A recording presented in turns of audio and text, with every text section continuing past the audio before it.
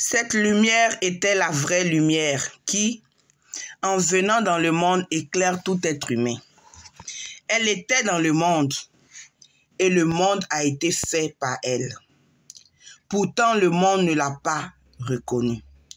Elle est venue chez les siens et les siens ne l'ont pas accueillie. Mais à tous ceux qui l'ont acceptée, à ceux qui croient en son nom, elle a donné le droit de devenir enfants de Dieu, puisqu'ils sont nés non du fait de la nature, ni par une volonté humaine, ni par la volonté d'un mari, mais qu'ils sont nés de Dieu. Amen. Shalom, shalom, bien-aimés de Jésus-Christ de Nazareth. Que la gloire revienne à notre Dieu, lui qui est fidèle en ses promesses. Lui qui nous a gardés pendant l'année 2022 et qui nous fait grâce, qui nous fait la grâce d'être en 2023. Bien-aimés, c'est une grâce. Ce n'est pas parce que toi et moi, nous le méritons. Ce n'est pas parce que nous sommes plus justes que ceux qui sont partis. Mais c'est par la grâce de l'Éternel que nous sommes en vie. Alors il est bon de le louer, de l'adorer, de lui rendre gloire, de lui dire merci pour ses bienfaits. Que son nom soit béni. Amen. Bien-aimé, la lumière est venue et les siens ne l'ont point reçue. Qui est cette lumière? Cette lumière, c'est Jésus-Christ. Jésus-Christ est venu sur cette terre. Il est venu sauver. Et c'est un choix. Il y a certains qui l'ont reçu, il y a certains qui ne l'ont pas reçu. Alors, bien-aimé, moi, je t'encourage, si tu ne l'as pas encore reçu, à recevoir Jésus-Christ dans ta vie. La Bible dit qu'il est la lumière. Bien-aimé, qui peut dire qu'il n'aime pas la lumière? On ne voit l'importance de la lumière que quand souvent il fait nuit et qu'il n'y a pas d'électricité. Ici, il y a eu une tempête avant la fête de Noël et pendant des jours, dans certaines zones, des gens étaient privés d'électricité. Et ici, l'électricité, c'est la base on va dire, de tout. Pour faire la cuisine, c'est l'électricité. Pour tout. Et certains même ont dû quitter leur maison parce que sans l'électricité, il n'y a pas de chauffage. On ne peut pas rester dans une maison. Donc, c'est important. Et Jésus-Christ, c'est cette lumière-là. Bien-aimé, si Jésus-Christ n'est pas dans ta vie est ténèbres. Peut-être que tu réussis dans ce que tu fais, mais ta vie est néanmoins ténèbres. Parce que Jésus-Christ donne le pouvoir de devenir enfant de Dieu. Dieu est le créateur du ciel et de la terre. Il est celui qui dit et la chose arrive. Il est celui qui ordonne. Il est souverain. Bien-aimé, si tu es son enfant, c'est une grâce. Si tu es son enfant, c'est le meilleur des trésors. Parce que un père n'abandonne pas son enfant. Un père agit en faveur de ses enfants. Cela ne veut pas dire que tu n'auras pas de difficultés parce que tu es enfant de Dieu. Cela ne veut pas dire qu'il n'y aura pas de défis. Non. Mais même dans ces défis, l'Éternel est avec toi. La Bible dit que c'est l'Éternel qui parle. Il nous dit, même si tu traverses les eaux, je serai avec toi. Elles ne te submergeront point. Si tu marches dans le feu ne te brûlera point. Cela veut dire que même dans les difficultés, l'Éternel est là. Il se tient là, près de toi, pour te secourir, pour t'aider, pour t'emmener à affronter tout ce qui est défi. Et quand tu réussis, tu sens, tu es heureux parce que l'Éternel est avec toi. Donc, bien-aimé, je t'encourage, si tu ne l'as pas encore reçu, cette lumière qui est Jésus-Christ de Nazareth, qui est le Messie venu pour sauver l'humanité, bien-aimé, l'occasion t'est donnée encore. L'occasion t'est donnée encore. Ne remets pas à demain ce que tu peux faire aujourd'hui. Amen. C'était, je pourrais dire, l'introduction. On va commencer notre exhortation par un passage de la Bible qui est tiré du livre de 2 Chroniques. 2 Chroniques, c'est dans l'Ancien Testament. 2 Chroniques, le chapitre 15, on va lire à partir du verset 1 jusqu'au verset 16. Et je lis la parole de Dieu. L'Esprit de Dieu reposa sur Azaria, fils d'Oded. Et celui-ci alla à la rencontre d'Asa et lui dit, « Écoutez-moi, Asa, ainsi que tout Juda et Benjamin. L'Éternel est avec vous quand vous êtes avec lui. Si vous le cherchez, vous le trouverez. Mais si vous l'abandonnez, il vous abandonnera. Pendant longtemps, il n'y a eu pour Israël ni vrai Dieu, ni prêtre qui enseigne, ni loi. Mais dans leur détresse, ils sont retournés à l'Éternel. Et le Dieu d'Israël, ils l'ont cherché et ils l'ont trouvé.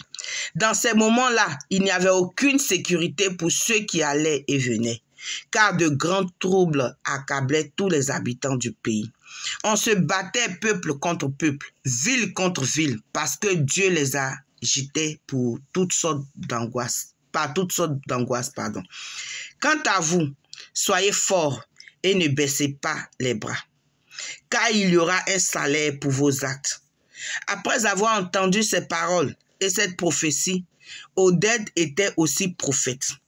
Asa se fortifia et fit disparaître les monstruosités de tout le pays de Juda et de Benjamin, ainsi que les villes qu'il avait prises dans la région montagneuse d'Éphraïm. Et il restaura l'autel de l'Éternel, qui se trouvait devant le portique de l'Éternel. Il rassembla tout Juda et Benjamin avec les membres des tribus d'Éphraïm, de Manassé et de Simeon, qui habitaient parmi eux. En effet, un grand nombre d'Israélites s'étaient ralliés à lui lorsqu'ils avaient vu que l'Éternel, son Dieu, était avec lui. Ils se rassemblaient à Jérusalem le 3e mois de la 15e année du règne d'Asa. Ce jour-là, ils sacrifièrent à l'Éternel des animaux pris sur le butin qu'ils avaient ramenés, 700 bœufs et 7000 brebis. Ils prirent l'engagement de chercher l'Éternel, le Dieu de leurs ancêtres, de tout leur cœur et de toute leur âme. Si quelqu'un ne cherchait pas l'Éternel, le Dieu d'Israël, il devrait être mis à mort. Quel qu'il soit, petit ou grand, homme ou femme, ils prêtèrent serment envers l'Éternel à voix haute, avec des cris de joie et au son des trompettes et des cors. Tous les Judéens se réjouirent de ce serment, car ils avaient juré de tout leur cœur.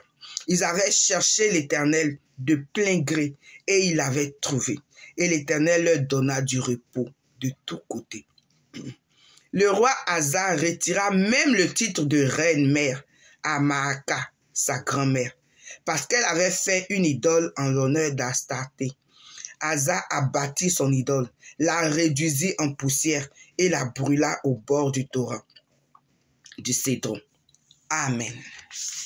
Amen. Bien-aimés, une nouvelle année nous est accordée par pure grâce. Et je vous souhaite de tout cœur d'être en santé et d'être heureux tout au long de cette année 2023. Bien-aimés, une nouvelle année, de nouveaux défis. Et le Seigneur m'a donné ce passage-là. Bien-aimé, il nous faut aussi dans notre maison, dans notre cœur, dans notre corps qui est le temple du Saint-Esprit en tant que chrétien, voir ce qui ne va pas. Parce que pour que l'année puisse bien se passer, pour que l'Éternel soit avec nous tout au long de cette année, pour que l'Éternel se charge de nos défis, se charge d'être au devant de tous les défis qui vont se présenter à nous, il faut que nous puissions chasser, enlever, balayer de nos vies, de nos maisons, de nos familles, ces choses qui n'honorent pas l'Éternel. La Bible dit dans Deutéronome 22, non pas dans Deutéronome 22, dans Exode 20, les 10 commandements. Le premier commandement dit, tu aimeras l'Éternel ton Dieu de tout ton cœur, de toute ton âme, de toute ta force, de tout ton esprit. Bien-aimés, il y a des choses dans nos vies que nous adorons. Il y a des choses dans nos vies qui prennent la place de Dieu. Dieu est un Dieu jaloux. Nous sommes en vie en cette année nouvelle. Alors, il nous faut prendre des résolutions. Il nous faut enlever tout ce qui n'honore pas tout ce qui n'honore pas notre Dieu. Il faut enlever tout ça de nos vies et prendre de nouvelles résolutions. Il faut nous engager à adorer Dieu seul, à le servir. La Bible dit, à tes résolutions répondra le succès. Quelles sont tes résolutions en cette année 2023? Qu'est-ce que tu as résolu? Pour que l'année se passe bien, il faut que l'Éternel soit ton guide. Il faut que l'Éternel soit avec toi. Il faut que l'Éternel soit celui-là même qui te conduise par son esprit. Pour que tu puisses prendre de bonnes décisions. Pour que tu puisses aller là où il faut aller. Et ne pas commettre des erreurs. Ne pas tomber dans des choses qui vont peut-être te t'ôter la vie ou des choses qui vont te mettre sur un mauvais chemin.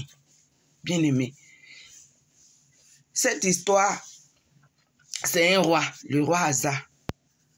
Il y a une prophétie qui est sortie. L'Éternel a parlé au travers de la bouche de son serviteur. Et quand il a entendu la prophétie, il ne s'est pas assis. Il n'a pas négligé cette prophétie. Il s'est levé. Et ce qu'il avait à faire, il a fait. La Bible dit qu'il a détruit les monstruosités. Le mot est fort, mais c'est vrai. Les choses qui ne sont pas à la gloire de Dieu, les choses que Dieu n'aime pas, ce sont des monstruosités. Et il y en a beaucoup dans nos vies. Peut-être la colère, la jalousie, peut-être la télévision qui peut devenir, le téléphone qui peut devenir pour toi une idole. Ça peut être l'alcool, la drogue, beaucoup de choses, ou peut-être pour toi c'est le sexe. Il y a aussi même des personnes encore aujourd'hui qui adorent encore des statues. Je suis allé dans un marché et j'ai trouvé une statue. La statue était à vendre.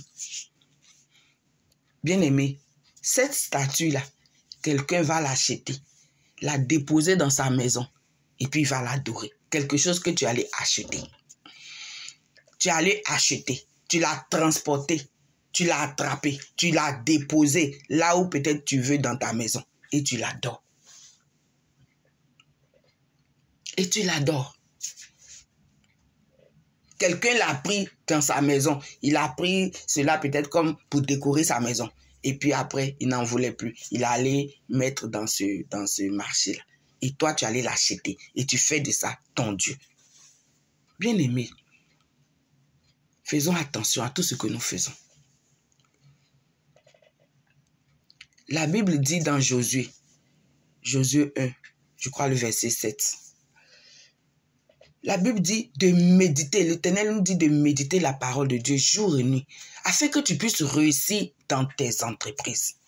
Il y a peut-être des choses qui sont cachées, que tu ne sais pas que ces choses-là ne sont pas bonnes. Ces choses-là ne sont pas à la gloire de Dieu. C'est pourquoi prends le temps de lire la Bible, bien-aimé. Prends le temps de lire la parole de Dieu, afin de savoir ce que l'Éternel veut et ce qu'il ne veut pas. Bien-aimé, c'est une nouvelle année. Et chacun de nous, son désir, c'est de vivre, c'est d'être en santé, c'est d'être heureux tout au long de cette année. Bien-aimé, débarrasse-toi de tout ce qui n'est pas bon. Il y a eu des erreurs que tu as commises en 2022. Il y a eu des chemins que tu as pris en 2022 qui t'ont conduit dans n'importe quoi, qui t'ont conduit dans des choses, peut-être dans des dettes, qui t'ont conduit. Il y a eu des comportements que tu as eu en 2022 qui t'ont attiré pas mal d'ennuis. Voilà, voici une nouvelle année. Bien-aimé, prends de nouvelles résolutions. Enlève tout ce qui n'est pas à la gloire de l'Éternel. Et prends des engagements. La Bible dit que l'Éternel se laisse trouver à celui qui le cherche. Si tu cherches Dieu de tout ton cœur, Dieu se laisse trouver. Mais comment tu peux chercher Dieu? en t'approchant de lui, en lisant la Bible, en priant. Bien-aimé, tu n'as pas besoin de quelqu'un pour prier. Quelqu'un peut te soutenir dans la prière. Quelqu'un peut t'aider par rapport à un sujet, par rapport à une situation de ta vie. C'est normal. C'est normal. Mais bien-aimé, tu peux parler à Dieu sans intermédiaire. Tu peux parler à Dieu. Il est ton papa. Même s'il ne l'était pas, parce que tu n'avais pas reçu Jésus, mais tu peux le recevoir aujourd'hui pour que tu puisses devenir enfant de Dieu. Et parler à Dieu. Lui parler sincèrement. Tu n'as pas les mots. Tu n'auras pas les mots. Tous, au début, on ne savait pas prier. On ne savait pas prier. On ne savait pas ce qu'il fallait dire. Mais le Saint-Esprit qui nous a été promis et qui est là pour tous ceux qui donnent leur vie à Jésus-Christ, le Saint-Esprit est là pour te guider, pour te conduire, pour te diriger, pour mettre les paroles qu'il faut dans ta bouche, pour que tu puisses t'adresser à Dieu comme il faut. Bien-aimé, l'attitude de ce roi-là m'a tellement plu quand j'ai lu ce passage-là. Au verset 16, c'est dit qu'il a retiré. Sa grand-mère était reine, puisque lui, il est roi. Donc, sa grand-mère était aussi reine. Elle avait aussi un titre. Et parce que sa grand-mère avait adoré, alors qu'ils venaient tous de prendre un engagement, il a retiré à sa grand-mère son titre. Il a détruit l'idole qu'elle avait placée, il a détruit. Bien-aimé, sois zélé. Sois zélé pour détruire tout ce qu'il y a dans ta vie, dans ta famille, dans ta maison, qui n'honore pas le nom de Dieu.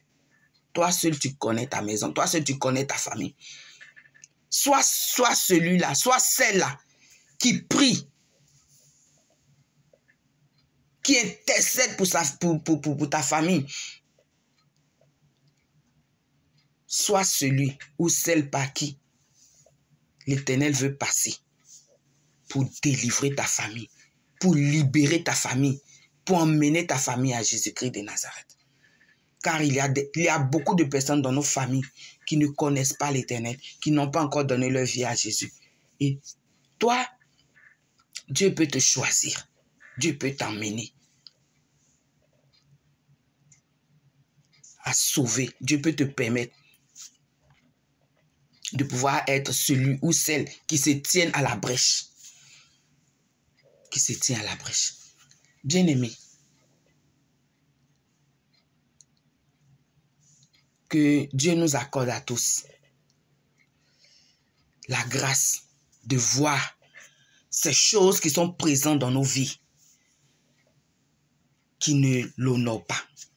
Parce que la Bible dit que Dieu envoyait, au verset 4, il dit, mais dans leur détresse, ils sont retournés à l'Éternel, le Dieu d'Israël. Ils l'ont cherché, ils l'ont trouvé. Dans ces moments-là, il n'y avait aucune sécurité pour ceux qui allaient et venaient, car de grands troubles accablaient tous les habitants du pays. On se battait peuple contre peuple, ville contre ville, parce que Dieu les agitait par toutes sortes d'angoisses. Dieu peut envoyer des troubles dans ta vie. Dieu peut permettre des choses dans ta vie parce que tu ne veux pas le suivre, parce que tu ne veux pas l'adorer. Et toutes ces choses, il est fait pour attirer ton attention, pour te ramener à lui. Parce que le but de Dieu, ce n'est pas la mort du pécheur, mais c'est que le pécheur se répande et qu'il soit sauvé. C'est pour cela qu'il a envoyé son fils Jésus-Christ pour te sauver, pour me sauver.